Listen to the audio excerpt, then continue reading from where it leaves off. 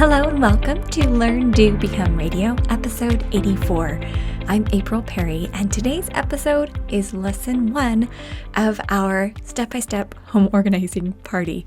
I am so happy you're here, and we are going to have such a good time today. Here is the vision. I want each of you to feel calm and organized. We're going to help you to create a generally clean home that is an ideal environment for building a strong family, doing your most important work, and thriving in all areas, so that your space is going to lift you and support you as you face all the things that life throws at you, because I understand how it might be, and I understand how much is going on right now for you. All right, if you want to sign up for the party officially, if you're thinking, I just tuned in to listen to the podcast, but I want to make sure I get all the things that go with this party, you just go to learndobecome.com/party. And we'll have everything that I'm talking about on the show notes page at learndobecome.com/episode 84. For all 9 of the foundations that we're talking about in the party, you can go to our introductory podcast, which is episode 83, and there you can see an overview of everything we'll be covering. Today we're talking about lesson number 1, which is to create your ideal family routine. Now your assignment is going to be, at the end of this lesson, to create a simple, doable family routine and get it posted and running so you can breathe and be ready for the rest of the party. This is not going to be complicated. I'm going to walk you through it through this podcast. But having just a simple schedule, posted, running, feeling good, then you're going to be able to tackle the next lessons. I'm not just going to have you start organizing offices and kitchens and bedrooms and things like that, because if I had you start doing that right now, you'd feel like it was just one more thing. But if I give you these foundational principles and then slowly build on them, you're going to find that you're going to feel amazing. Now, if you currently already have an ideal family routine, that's awesome. You can either skip this podcast or you can keep listening to get more ideas and inspiration. Now, if you are already in our Steps to Everyday Productivity program, then module 1 of that program, when you log in, it introduces you to routines. So you may already have this in place, but you may not have yet created the full family version, or this might just be a good time for you to review what you've already created. If you are in our Mastery group, the Facebook group that goes with our Step Mastery program, and if you haven't heard about it, it's learndobecome.com/step program. You can find out what we do there. Go make sure you are in that Facebook community and watching what's going on, because we're going to be going deeper into every one of these 9 lessons inside the group. So make sure you're there. It's going to be awesome. And if you're thinking, well, I'm not a member of your program, can I still be part of this party? Yes, absolutely. This is an absolutely free party, no purchase necessary, but we are going deeper for our members.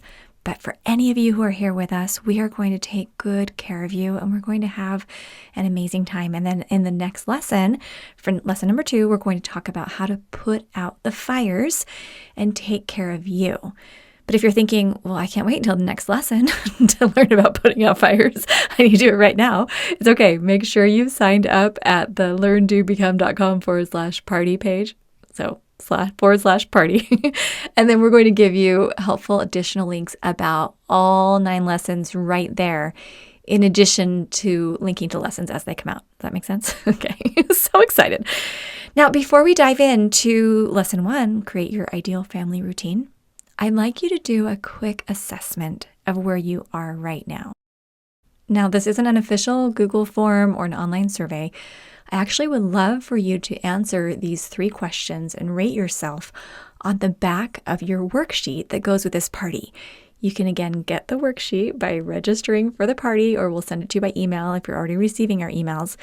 But on the party page that explains all the 9 foundational principles and has a little spot you can color in as you complete the lessons, you just turn that page over, and then I want you to answer these 3 questions. So question number 1, what is your general level of peace and mental clarity? 1 to 5. 5 being I have a ton of peace and mental clarity, 1 being the opposite. Second question, what is the level of order in your home right now? So 5 being very orderly, 1 being not good. Okay, not feeling good right now. And then third question, what is your level of hope and excitement about life? Again, 5 is I have a lot of hope and excitement, and 1 is I don't feel hopeful or excited really at all. So I just want you to answer this question. So it's just peace and mental clarity for number 1, order in the home for number 2, and your level of hope and excitement about life for number 3. Now, there's no shame here or frustration if you aren't where you want to be right now. That's why this party is here, is to help you to improve, help you to feel amazing. I understand how it feels to have no peace and mental clarity and be frustrated and having meltdowns a lot. I know how it feels to look around the home and just think, I don't even know where to start, and it's always a mess. And I understand how it feels to wake up in the morning and not even want to get up because you just feel like you're going to put forth a whole lot of effort and never get things done and just face the same problems over and over again. I have lived that so many times throughout my life. But now for the past 10 plus years, I've been out of it, and I'm going to show you how to do it. It is 100% possible. And I also want you to focus on the direction in which you're moving. If we are pointing in the right direction and we have momentum and we're moving forward, then we can feel great. We'll have that sense of progress. It's when you are floundering, when you have no direction, when you're just sitting and wallowing in the frustration that you start feeling that discouragement. But we're going to help you, and it's going to be awesome. Okay, ready to start talking about our ideal family routine? This might not look pretty at the beginning, but I'm going to get you started, and I can't wait to hear how it goes for you. I want to share the 4 criteria that I created for this ideal family routine.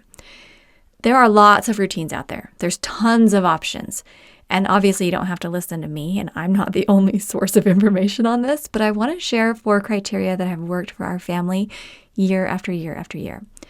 All right, number 1, the routine needs to actually work for the whole family. It can't be set up where a couple family members are doing fine and the others are going crazy. It needs to be something simple enough and general enough that everybody can get on board. Number 2, it really does need to be so simple that everyone could memorize it. Not that you have to memorize it, but if you're breaking things into time blocks or you have some general structure put into place, you all shouldn't need to go look at a piece of paper or a digital note to remember it. It needs to be something that you can learn relatively quickly and that can move into autopilot. And again, if you aren't living with a family and you're by yourself, that's okay. You can absolutely post this and use it and make this happen. But if you do have a family in your home with you, this is going to be life-saving. All right, so criteria number 3, it needs to feel 0% stressful. And I know that probably seems a little strange. Like, well, if you're starting a routine, wouldn't it make sense for it to have some stress? I don't actually think that that's a requirement. When you look at the routine, it needs to make your heart lift. I use that phrase a lot.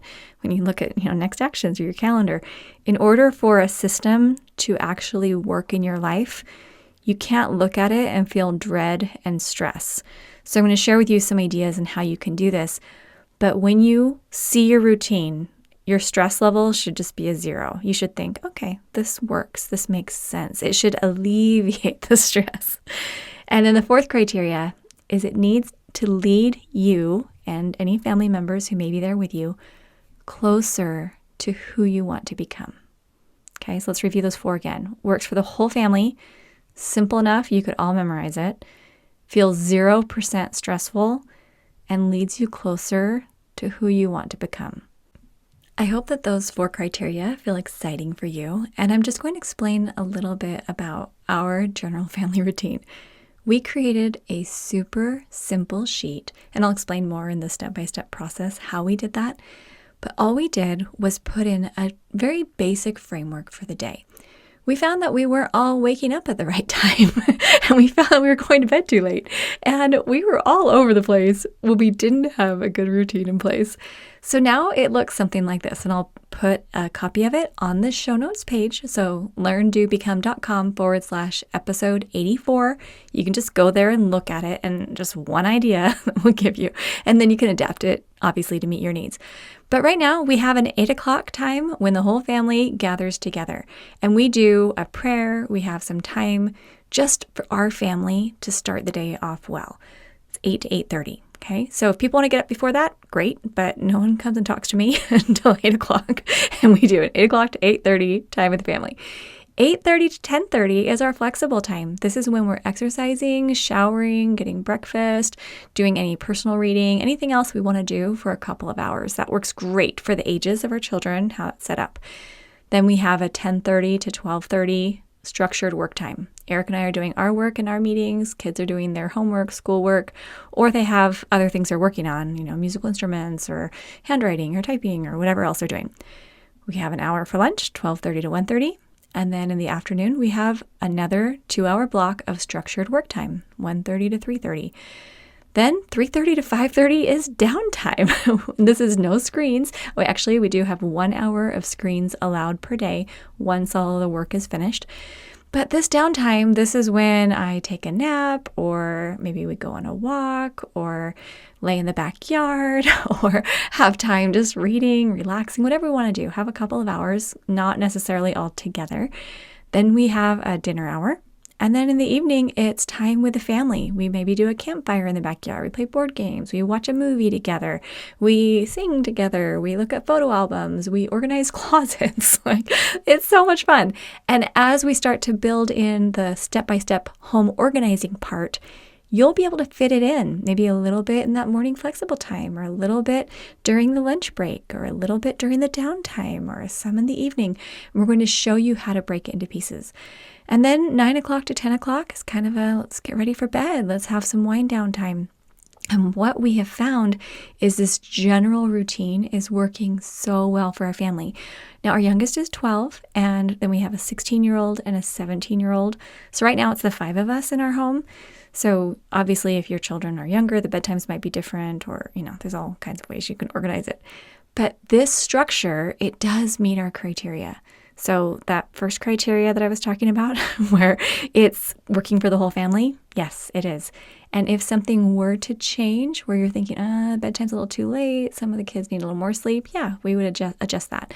Or the number 2, okay, simple. We could memorize it. This is so basic that we kind of have those hours now locked into our brain. So we know, okay, schoolwork happens here. Now it's time for downtime. It does feel 0% stressful. When I look at this, I feel a lift. I feel excited. I don't know if my family feels quite as excited, but I feel excited. It's great. And then it is leading us closer to who we want to become. We're prioritizing family time in the morning. We're prioritizing sleep, making sure we get enough sleep. We're not having tons of time on screens or just watching shows. You can binge watch and that type of thing, which I know it can be fun sometimes, but we're really limiting that. And we're carving out time to be outside, and time to exercise, and time to be able to enjoy one another. It really is filling all 4 of those needs for us, which has been awesome. Okay. And then just to let you know what I'm personally doing is I have that routine set up for the family, but I also have my ideal routine list I've put together. I keep it in Asana, asana.com. It's kind of my wish list of on a perfect day and a perfect week. Here's all the things I would do. And I've put that together, but you don't need to do that for this lesson.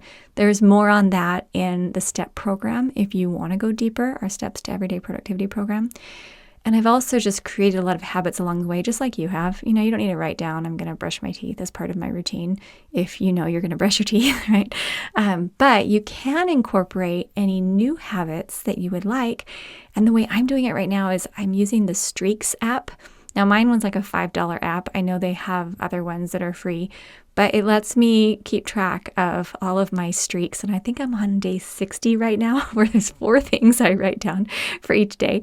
And I just check it off on my Streaks app. So that's how I'm keeping some of my other routine tasks in check, is by having that app. And I actually have a picture of it and describe it in the podcast I did with Robin Long. And we'll link to that on the show notes page as well, if you want. or you can go ahead and search Robin Long on the search bar on our website, okay? Let's go ahead now and talk about the 4-step process to actually create your ideal family routines list. These 4 steps worked really well for our family, so I just thought I'd share them with you in case you want to try it out. The step 1 is to sit down and have a personal brainstorm. It often works better for you to think through a few things before going out to the family. And so I just sat down and thought, all right, what are the things that we need to do? What's a general schedule? When do I want people waking up? When do I want to wake up?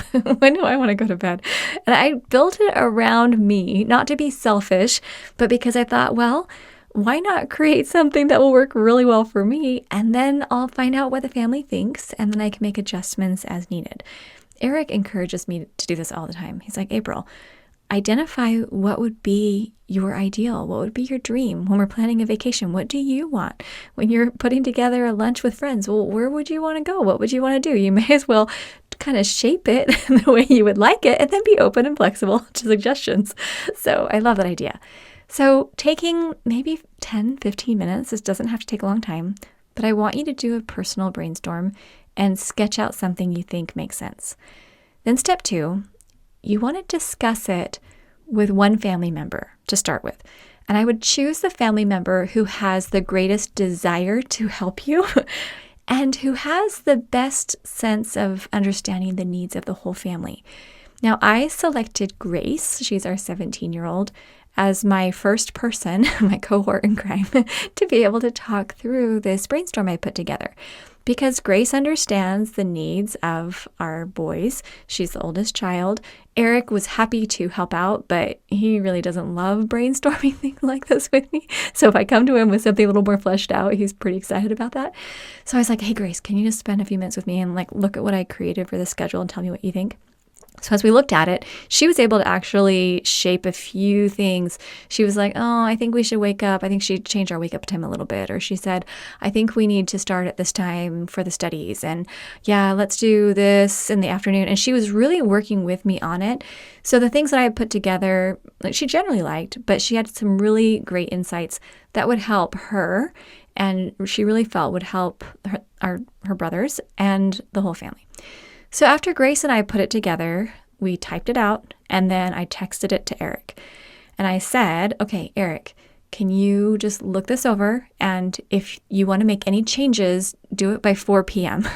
I find that if I give him a time and say, I'm just going to go ahead and move forward at 4 p.m., then that works great, because then if he doesn't get around to it, well, it wasn't really that big of a deal. But if he really does want to make changes, then he understands how to prioritize it in a way that would be respectful to what I'm trying to do. So that works great. And so he looked at it and he texted back a thumbs up. And so we were ready to go. So then step 3 is to share it with the whole family. Now that we had Grace and Eric, who were both on board, we just had a conversation with Ethan and Spencer, introduced them to the general framework and idea. And because we kept it simple and because the time blocks were, a couple hours at a time for most of them, it felt fine. They were like, sure, that's great. And when you do this with your family, it doesn't need to feel stressful or super formal. But just having a conversation and saying, hey, we want to create some structure so that you'll have more predictability, we'll all know what everyone's doing, and it'll just feel better, overall less confusion in the home. Your family, I guarantee you, if you present it in a pretty casual way and show them that you're there to help them and you're open to ideas and feedback, they're going to be grateful, or at least secretly, they will be grateful. All right, and then step 4. Write it down and post it. Or if it's just you right now, you could keep it digitally. Just make sure you're going to be able to see it. I do recommend having it printed and posted if at all possible. Grace used, I think, colored pencils and pens and made it look really cute. And then we posted it in our kitchen where we could all see it. This has been so helpful because the following week, and even today, sometimes I have to say to the kids, hey, let's go back and look at the schedule. Why are you on the computer right now? This is exercise and shower time, And so it's some little reminders helping them to look back at the schedule. Let's plan out your day. Let's look at when you're going to work on which assignments, or when would you want to do a bike ride, or, that type of thing. But having it written and posted, really, it makes a huge difference. So if you can do those 4 things, then your assignment is complete and you're ready for lesson 2. So let's review that. Sit down, have a personal brainstorm, literally 10 minutes. Discuss it with a selected family member to give you some good feedback. And then share it with the whole family for step 3. And step 4, then write it down, kind of make it a little more official and post it. Those are 4 very simple steps that I believe any family can do and needs to do. And it can be as flexible a schedule as you want, but I promise you it's going to help. Now, here's just a few things to remember as we close up. Number 1, it's going to feel a little bit like putting a puzzle together each day. That's kind of how I look at my day, where, all right, we've got routines and we've got the calendar, we've got projects, we've got incoming emails and assignments and mood changes and opportunities and problems and all kinds of things that pop up every day. And I feel a little bit like I'm putting a puzzle together. But when you think about a puzzle, I mean, our family's actually been doing quite a few puzzles lately, working on them on the dining. We have one on the dining room table right now, and we have one on a table near our TV. Like puzzles all over the place. But I want us to think about the purpose of a puzzle. As our children were working on a puzzle with us, all 5 of us were working on one yesterday, and we were kind of getting annoyed with each other. Like there was some snapping, there was some frustration. Hey, are you trying to hold that piece so you can have the last one? You know, all this kind of stuff going on. Or someone's arm was in front of someone else. I mean, we had 5 of us, working simultaneously on this puzzle. And I just paused and reminded the kids, hey guys, the purpose of a puzzle isn't to get the puzzle done. If we just wanted a picture, we could have bought a poster. The purpose of a puzzle is to have an activity that will bond the family and help us to build relationships. So let's remember that we're not here to get mad at each other. We're here to build relationships and strengthen the family. So, and actually, as our family remembers that, and I'm hoping that it's going to sink in, then the fighting subsided. And I want us to think about our family routine that way too. It is a little bit of a puzzle. You're going to have a day you won't feel great and you're not going to want to start working at 10:30. Or you might have a child who's sick, or you might have an appointment that pops up, or maybe the computer needs to be used by both kids and you need a different device, or, I don't know. There's all kinds of things that happen. But when you have a routine that's generally in place, then you can just breathe, because remember, there's 0% stress associated with this. Today was a very different day for me because Eric and I had some really important decisions to make, and they couldn't wait until the 10:30 work time. So as soon as our family time was over, about 8:30, I said, all right, kids, you guys go ahead and do your things. Dad and I are going to go sit down on the couch and we're going to have some time to talk and have a little meeting. So we sat for about an hour and a half just talking and planning and creating. And then I started my exercise and that type of thing once I got kind of my emails and my work done because other things had come in. And yes, sometimes it feels a little frustrating. It was like 11:30 today. I hadn't had breakfast. I hadn't gotten dressed. I felt like I was already hungry and tired and cranky, and it wasn't even noon. Anyway, it is a little bit like a puzzle. But if we can remember, we're building relationships, we're building lives, we're becoming something better each day, that's pretty exciting.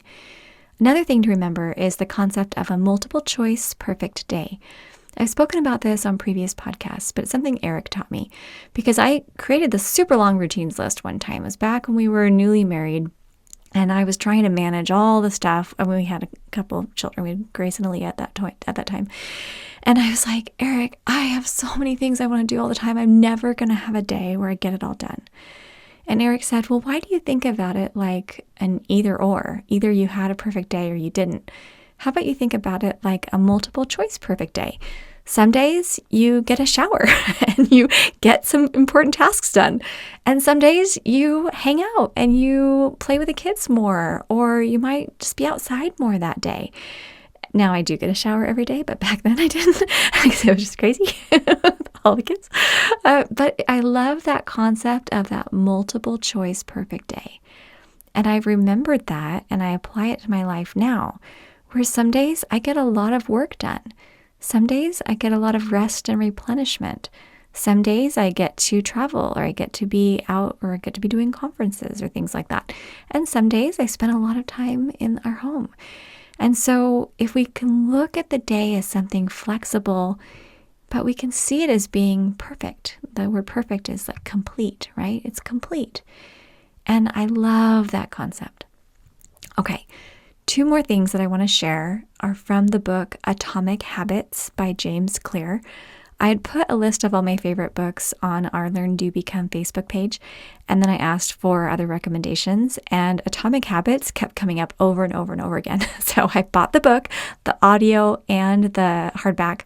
Oh my goodness, you guys know what you're talking about. This book is so good, and now I've signed up for his emails, and I'm a big James Clear fan.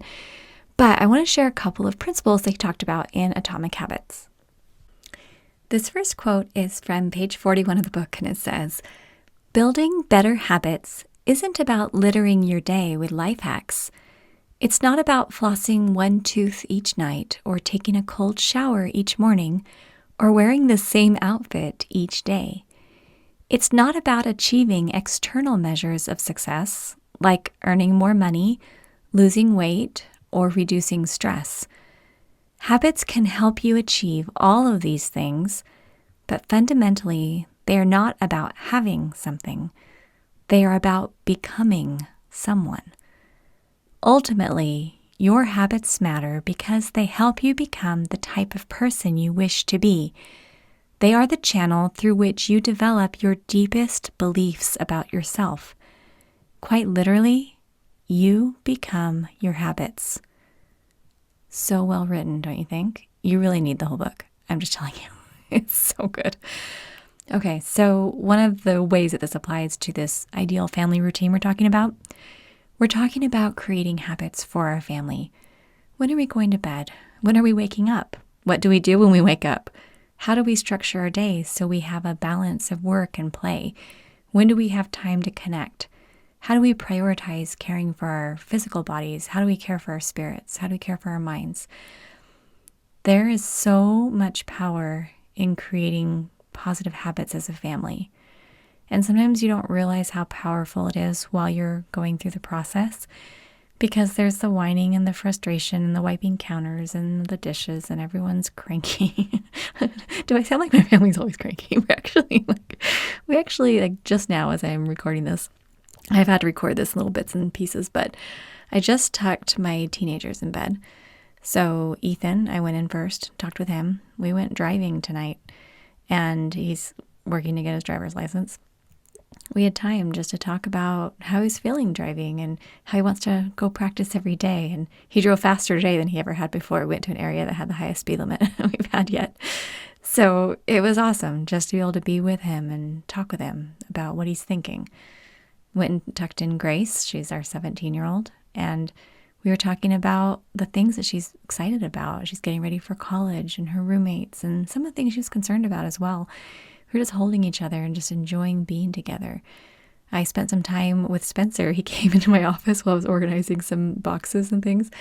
And he started dancing with me, like held one hand and put one hand around my waist, and we started dancing in my office. It was so cute. He just wanted to dance. I don't know. We didn't have music or anything. It was just awesome. And then I found this binder of all of our old family photos. I've been looking everywhere for it since the move, and I was kind of annoyed with myself that I couldn't find it. Well, it was in one of the filing cabinets in Eric's office, and I was like, oh my gosh, it's in there. So Eric and I were going through all these photos of our early days of marriage and all the baby pictures we have of our kids, and found our wedding video. I haven't even known where that was. I found our wedding video. Oh my gosh.